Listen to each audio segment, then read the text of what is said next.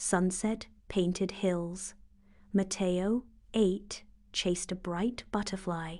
He did not realize how far he had moved away from the path until the birdsong became more distant and the silence of the forest enveloped him.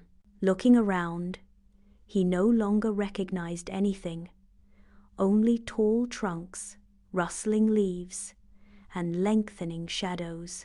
His heart was beating fast, but he tried not to cry.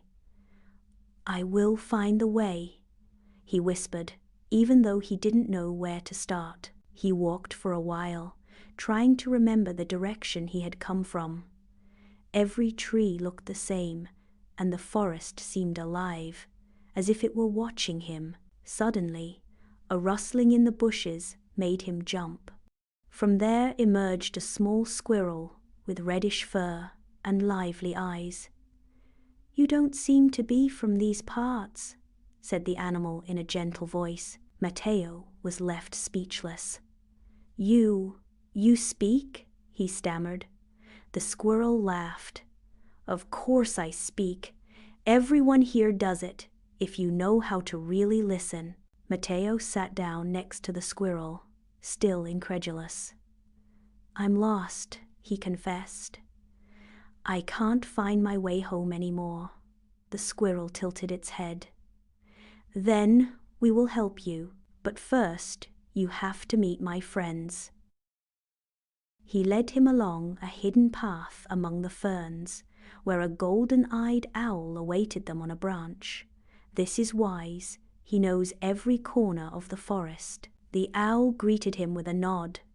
"Welcome, little human. The forest is not an enemy, but a master. It will teach you not to be afraid." The owl explained that the forest changed appearance for those who did not know it, but those who showed respect and courage could find sincere friends there. Mateo listened, fascinated, forgetting for a moment the fear. Then a fox with a shiny coat arrived, who introduced herself as Lyra. "I know the secret paths," he said with a sly smile. "If you want to go home, you will have to trust us." Mateo nodded. "I trust you." So, together, they began the journey through the heart of the woods, where the light filtered through the leaves like threads of gold. During the walk, Mateo learned to recognize the sounds of the forest, the song of the crickets, the rustling of the leaves, the distant call of a stream.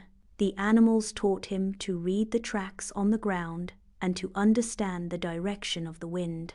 Every step brought him closer not only to the way home, but also to a new awareness. "The forest is not just trees and shadows," said Lyra. "It is a home for those who know how to listen." Mateo smiled, feeling part of that mysterious and welcoming world. When night fell, the animals prepared a small shelter among the roots of a large oak. The owl watched from above, while the squirrel brought acorns and berries. Mateo, wrapped in a bed of leaves, watched the stars filter through the branches. "I have never seen such a beautiful sky," he murmured. "It is the sky that guides you," replied the owl. "Follow the brightest star, and tomorrow you will find the way." Mateo closed his eyes, feeling as safe as never before, surrounded by his new friends. At dawn, the forest filled with light and songs. Mateo got up, ready to leave again.